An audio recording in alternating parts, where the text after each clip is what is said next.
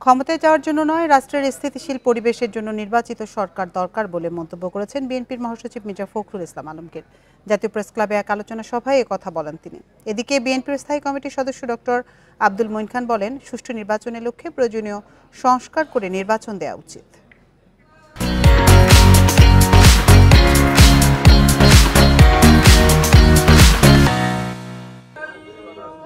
জাতীয় বিপ্লব ও সংহতি দিবস উপলক্ষে প্রেস ক্লাবে সম্মিলিত পেশাজীবী পরিষদের এই আলোচনা সভা।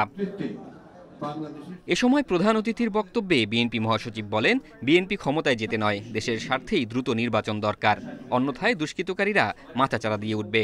স্বৈরাচারের দোসরদের রুখতে জাতীয় ঐক্যের কথাও বলেন বক্তারা। নির্বাচন দ্রুত করো, কেন বলছি?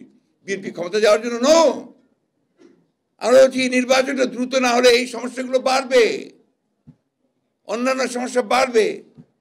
এখন আপনার যারা গণতন্ত্রকে ধ্বংস করতে চায়, বাংলাদেশের আপনার যে স্টেবিলিটি নষ্ট করতে চায়, তারা মাথা চাড়া দিয়ে উঠছে। জাতীয় ঐক্য এবং যদি ঐক্যবদ্ধ আমরা থাকি, আমাদের গণতন্ত্র নিয়ে কেউ ষড়যন্ত্র করতে পারবে না।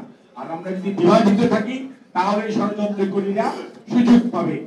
এদিকে সুষ্ঠু নির্বাচনের জন্য যতটুকু সংস্কার প্রয়োজন ততটুকু করে নির্বাচন দেওয়ার পরামর্শ দিয়েছেন বিএনপির স্থায়ী কমিটির সদস্য ডক্টর আব্দুল মঈন খান।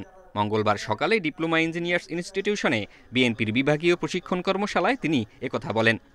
সুষ্ঠু নিরপেক্ষ নির্বাচনের জন্য যে সংস্কারগুলো অত্যাবশ্যকীয় প্রয়োজন, সেই সংস্কারগুলো সম্পাদন করে একটি সুষ্ঠু নিরপেক্ষ নির্বাচন দিতে হবে। বিএনপি নেতারা বলেন, অন্তর্বর্তী সরকারকে ব্যর্থ করতে নানামুখী ষড়যন্ত্র চলছে। দেশের এই ক্লান্তি লগ্নে সরকারকে সবার সহযোগিতা করতে হবে।